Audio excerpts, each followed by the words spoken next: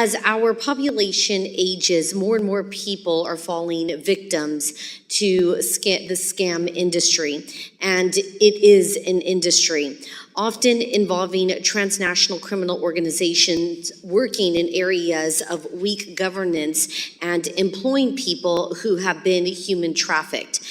As our population continues to age and technology grows more prevalent, the ability for criminals to reach into the lives of our loved ones as they sit in their living room also grows.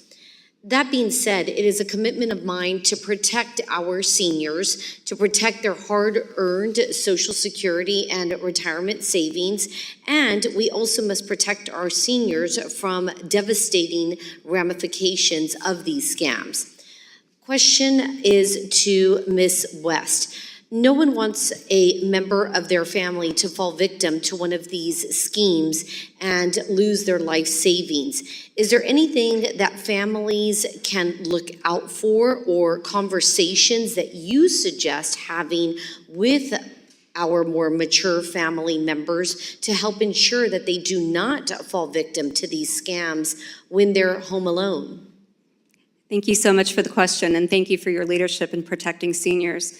What I recommend about advising seniors about scams is the same advice I give friends who have teenage boys when I talk about sextortion, is you need to normalize having these conversations. You need to normalize having that conversation with the senior and letting them know what is out there that is coming from them.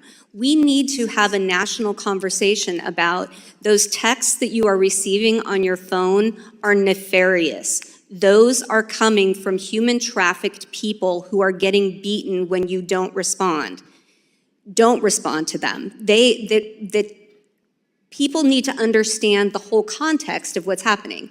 So when we think about our seniors, we need to explain the context of what is coming from them, that there are bad actors who are looking to engage with them.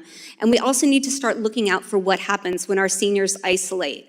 Our enemy is playing a very sophisticated mind game, and they know how to lure seniors and really anyone into these romance scams. And so we need to watch out for people being isolated, people not sharing information that they once did, people hiding their phones, because those are the things that are telltale signs that our loved one is involved in something like this and is way over their head.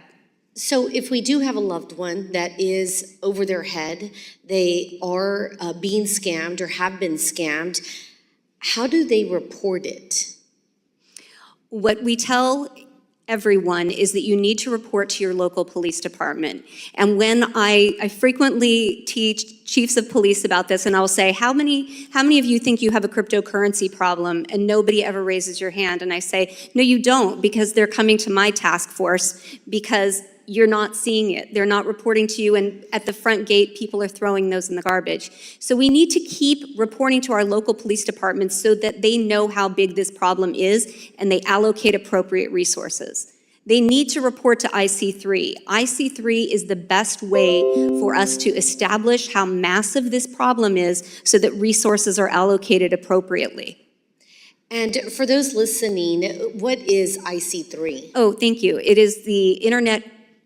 It's IC3. It's the FBI's portal where you can report internet crime. It's the Internet Crime Complaint Center. Thank you to my colleague. Thank you both. I appreciate that.